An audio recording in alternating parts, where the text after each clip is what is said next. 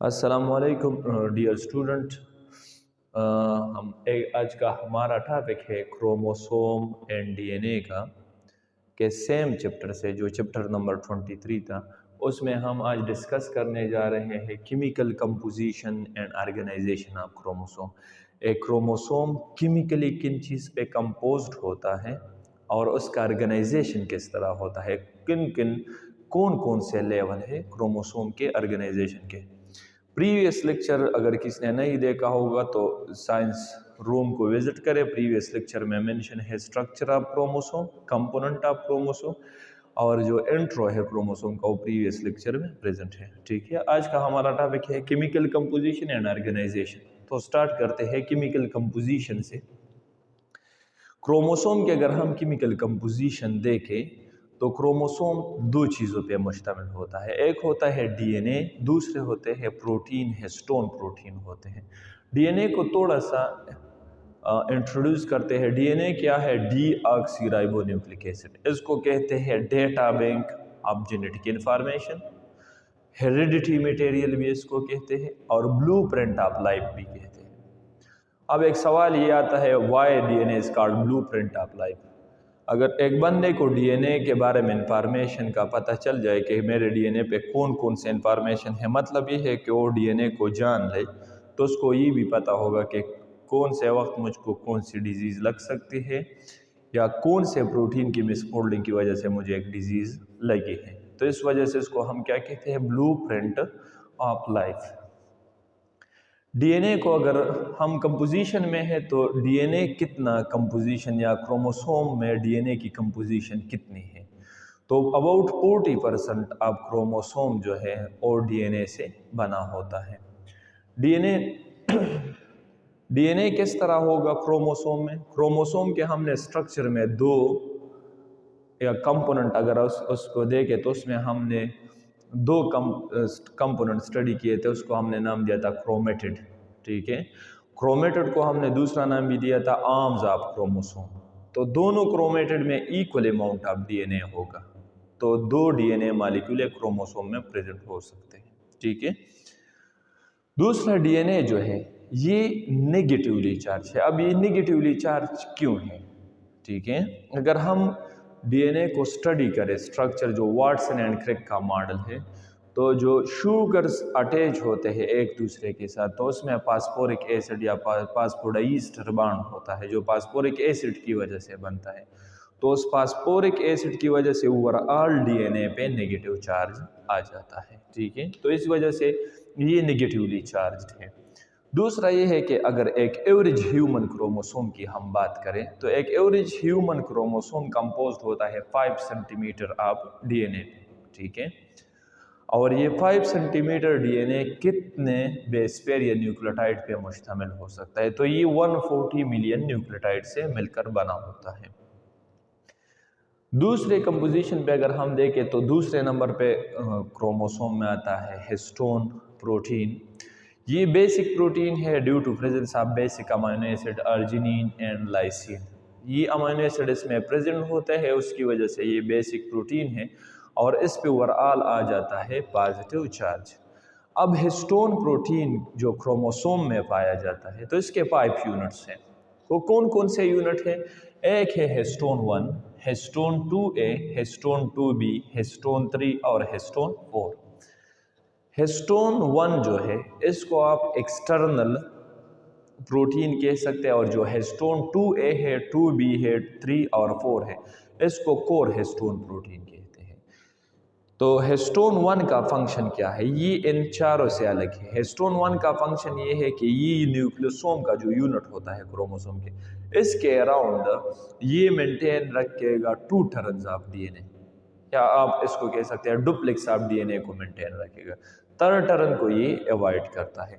और histone 3A, 4, 2A और 2B ये कोर प्रोटीन है।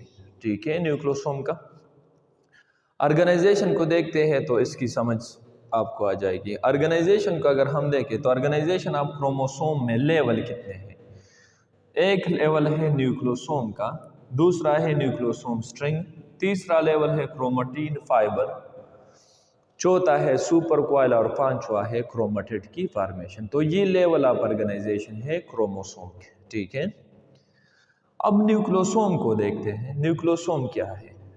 जिस तरह आपके पास एक प्रोटीन बनता है और protein repeated unit of amino acid पे मुश्तमिल होता है, या हम कहते हैं the building block of protein is called amino acid. इसी तरह बिल्डिंग ब्लॉक होता है क्रोमोसोम का, उसको हम क्या कहते हैं? न्यूक्लियोसोम।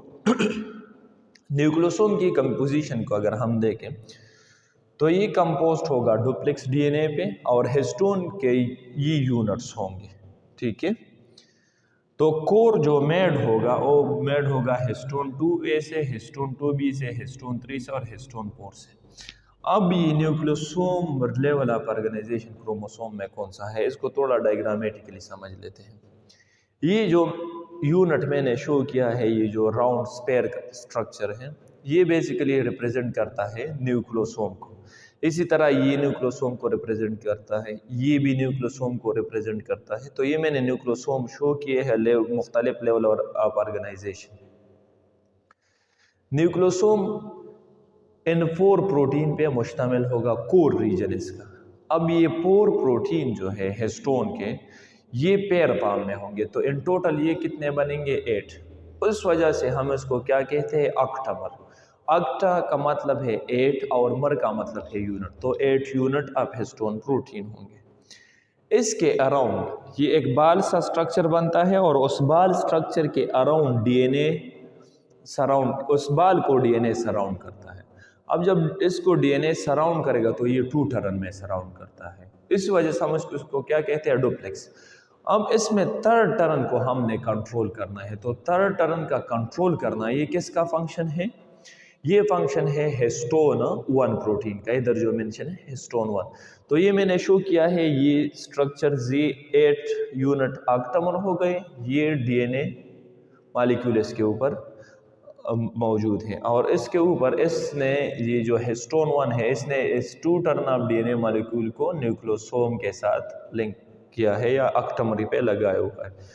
तो ये कंप्लीटली क्या बन जाएगा? न्यूक्लियोसोम, ठीक है। अब न्यूक्लियोसोम स्ट्रिंग क्या है? न्यूक्लियोसोम स्ट्रिंग किसको कहते हैं? जिस तरह आपने बीड्स, तस्बीह जिसको कहते हैं, तो तस्बीह को अगर आप देखें तो बीड्स होते हैं, इसके अंदर धागा लगा होता है। इसी तरह स्ट्रक्चर जब क्रोमोसोम का इस लेवल पर ऑर्गेनाइजेशन होता है, उसको क्या कहते हैं? Nucleosome string. फॉर एग्जांपल, ये एक न्यूक्लियोसोम का यूनिट है, तो इसको आप कंसिडर करें ये बीड है। ये लिंकर डीएनए है, इसको आप कंसिडर करें ये वो धागा है, ठीक है। ये दूसरा न्यूक्लियोसोम बीड है। तो इस तरह का ये जो स्ट्रक्चर है या ये जो ऑर्गेनाइजेशन है, इसको आप क्या कहते हैं? न्यूक्लियोसोम स्ट्रिंग, ठीक है। तो न्यूक्लियोसोम स्ट्रिंग ये किस तरह पेयर होंगे? लाइक बीड्स, जिस तरह बीड्स होते हैं तस्बीह। डायमीटर एक न्यूक्लियोसोम का कितना हो सकता है? अगर आप इसके साथ लिखे या इसके साथ लिखे, न्यूक्लियोसोम स्ट्रिंग बेसिकली कंपोज्ड होता है डीएनए और हिस्टोन प्रोटीन पे। तो एक न्यूक्लियोसोम का डायमीटर कितना होगा? इसका डायमीटर होता है 10 नैनोमीटर और इसके इर्द गिर्द जो डीएनए होता है या जो डीएनए है, तो डीएनए का डायमीटर कितना है? 2 नैनोमीटर, ठीक है। अब क्रोमेटिन फाइबर क्या है? बीड्स की तरह स्ट्रक्चर बनना शुरू हुआ था। सेम बीड्स की स्ट्रक्चर जो है वो कंडेंस होते हैं, फर्दर कंडेंस होते हैं वो स्ट्रिंग का, वो एक फाइबर के साथ स्ट्रक्चर बनाते हैं। इसको आप सोलिनॉइड भी कह सकते हैं। जिस तरह फिजिक्स में आप पढ़ते हैं सोलिनॉइड का जो स्ट्रक्चर होता है, उसी तरह ये एक structure around at axis surround होगा, तो उसी तरह सोलिनॉइड की तरह ये स्ट्रक्चर बनाते हैं। उसको हम क्या कहते हैं? क्रोमेटिन फाइबर, या उसको आप कह सकते हैं क्रोमेटिन सोलिनॉइड, ठीक है। ये तीसरा लेवल ऑफ ऑर्गेनाइजेशन है क्रोमोसोम का। और इसकी डायमीटर, चूंकि बीड्स थे और बीड्स एक्सिस के एक खास एक्सिस के अंदर सराउंड हुए थे, तो उस टोटल सोलिनॉइड का जो डायमीटर होगा वो कितना होगा? 30 नैनोमीटर। अब क्रोमेटिन फाइबर के बेसिकली 2 पार्ट्स होते हैं। एक होता है यूक्रोमेटिन, दूसरा होता है हेट्रोक्रोमेटिन। तो जो क्रोमेटिन फाइबर का जो पार्ट एक्सप्रेस होगा, मतलब ये है प्रोटीन सिंथेसिस में हेल्पफुल होगा, उसको हम क्या कहते हैं, यू क्रोमेटिन और ट्रू क्रोमेटिन। जो नॉन एक्सप्रेसिबल रीजन है उसको हम क्या कहते हैं, हेट्रोक्रोमेटिन। मतलब ये है कि उसका प्रोटीन या हमको उसका सीक्वेंस क्या पता नहीं है तो उसको, या नॉन एक्सप्रेसिबल रीजन है तो उसको हम क्या कहते हैं, हेट्रोक्रोमेटिन। अब ये जो क्रोमेटिन फाइबर बना था ये अगेन सुपर क्वाइल होता है, अगेन कंडेंस होता है। एक तो एक्सिस के साथ रोटेट हो रहा था, दूसरा सर्कुलर पैटर्न में भी ये कंडेंस होना शुरू होता है। तो उसको हम स्ट्रक्चर को क्या नाम देते हैं, सुपर क्वाइल स्ट्रक्चर। उसका डायमीटर जो होता है वो 200 नैनोमीटर होता है। अब ये कंडेंसेशन कहाँ तक कंटिन्यू रहेगी, जब क्रोमेटिड बनेगा, क्रोमोसोम का आर्म या क्रोमेटिड बनेगा, तब तक ये कंडेंसेशन कंटिन्यूस होती है। और एक क्रोमेटिड का साइज कितना होता है, वो होता है 700 नैनोमीटर। ठीक है, तो ये जो चीज़ें हमने पढ़ी है इसको डायग्रामेटिकली थोड़ा समराइज करते हैं। हमने पढ़ा था क्रोमोसोम की केमिकल कंपोजिशन क्या है, एक क्रोमोसोम किन किन चीज़ों से मिलकर बनता है। तो केमिकली कंपोजिशन था डीएनए और हिस्टोन का। डीएनए को हमने कहा था कि ये एसिडिक है ड्यू टू नेगेटिव चार्ज, और हिस्टोन को हमने नाम दिया था ये बेसिक है ड्यू टू रिप्रेजेंट सब बेसिक अमाइनो एसिड्स। ठीक है, तो इस वजह से इसका अपोजिट पोल या अपोजिट चार्जेस की वजह से ये एक साथ रहते हैं। ठीक है, इसके बाद आया था ऑर्गेनाइजेशन। ऑर्गेनाइजेशन में हमने 4 लेवल डिस्कस किए, nucleosome, nucleosome string, chromatin fibre और सुपर क्वाइल क्रोमेटिड। तो ये लेवल अप ऑर्गेनाइजेशन थे। अब इसको थोड़ा डायग्रामेटिकली समझने की कोशिश करते हैं। तो डायग्रामेटिकल अगर हम देखें तो ये एक यूनिट ये न्यूक्लियोसोम का था, और न्यूक्लियोसोम जो हिस्टोन प्रोटीन के यूनिट से बना था तो उसको हमने नाम दिया था अक्टमर। ठीक है, तो एक न्यूक्लियोसोम यूनिट ये है, एक न्यूक्लियोसोम यूनिट ये है, इसके दरमियान लिंकर डीएनए होता है। इसको आप कंसिडर कर सकते हैं जैसे बीड्स होते हैं, तस्बीह। तो एक बीड को आप न्यूक्लियोसोम कंसिडर करें, उसके अंदर जो धागा होता है उसको आप क्या कंसिडर कर सकते हैं, linker DNA. Linker DNA 200 nucleotide से बना होगा।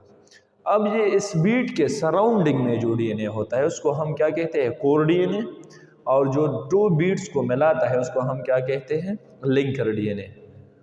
और ये कोर डीएनए न्यूक्लियोसोम के साथ अटैच क्यों होता है, थ्रू हिस्टोन प्रोटीन 1 2 टर्न्स में। ठीक है, अब ये बीड्स को अगर हम स्ट्रिंग कंसिडर करें तो उसको हम क्या कहते हैं, न्यूक्लियोसोम स्ट्रिंग। उसका डायमीटर कितना होता है, 10 नैनोमीटर, और डीएनए उसमें कितनी होती है, 2 नैनोमीटर।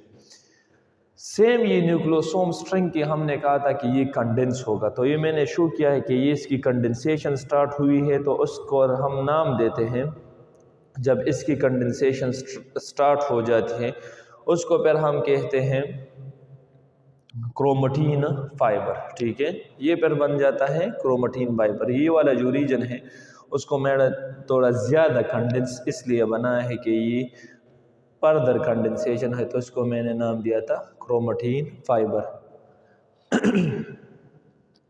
अब ये क्रोमेटिन फाइबर कंडेंस होते होते इसी तरह का एक स्ट्रक्चर बना देते हैं, इसको हम क्या कहते हैं, क्रोमेटिड। ठीक है, अब क्रोमेटिड या क्रोमेटिन फाइबर जो होंगे, क्रोमेटिन फाइबर में 2 लोकेशन होते हैं, एक यू क्रोमेटिन होगा, एक हेट्रोक्रोमेटिन होगा। तो यू क्रोमेटिन वो रीजन है जो एक्सप्रेसिबल है, और हेट्रोक्रोमेटिन वो रीजन है जो नॉन एक्सप्रेसिबल है। अब अगर ओवरऑल इस क्रोमोसोम के स्ट्रक्चर में हम देखें कि इसमें यू क्रोमेटिन कौन सा हो सकता है और हेट्रोक्रोमेटिन कौन सा हो सकता है, तो ये जो क्रोमेटिड वाला रीजन है ये यू क्रोमेटिन है। इससे मुख्तलिफ इंफॉर्मेशन जो है या मुख्तलिफ जीन की लोकस जो होती है वो इस रीजन में पाई जाती है। तो जीन है, जीन एक्सप्रेस होते हैं, प्रोटीन बनते हैं, तो इसका मतलब ये है ये एक्सप्रेसिबल रीजन है। फॉर एग्जांपल अगर कंसिडर करें इसमें आई कलर का जीन प्रेजेंट है, स्किन कलर का जीन प्रेजेंट है, तो जब एक्सप्रेस होगा तो आपके स्किन कलर और आई कलर जो है वो विजिबल होंगे या उसमें कलरेशन आ जाएगी। तो ये एक्सप्रेसिबल रीजन है। और ये जो सेंट्रोमेयर है, सेंट्रोमेयर में बेसिकली सुपर क्वाइल्ड या आप कह सकते हैं ओवर कंडेंस्ड डीएनए होता है जो इनएक्सेसिबल होता है ट्रांसक्रिप्शन पिक्चर्स के लिए या ट्रांसक्रिप्शनल एंजाइम के लिए। तो इसको हम क्या कहते हैं, जंक डीएनए, या इस रीजन को हम कहते हैं हेट्रोक्रोमेटिन रीजन, ठीक है। और ये ओवरऑल एक मॉडल क्रोमोसोम को रिप्रेजेंट करता है। एक क्रोमेटिड का डायमीटर कितना होता है, वो तो 700 नैनोमीटर होता है। जिस टॉपिक में भी किसी तरह का क्वेश्चन हो तो वो कमेंट सेक्शन में ड्रॉप करें, हम उसका आंसर नेक्स्ट लेक्चर में दे दूंगा, ठीक है। For more interesting lectures stay connected with science room. Thank you. अल्लाह हाफिज़।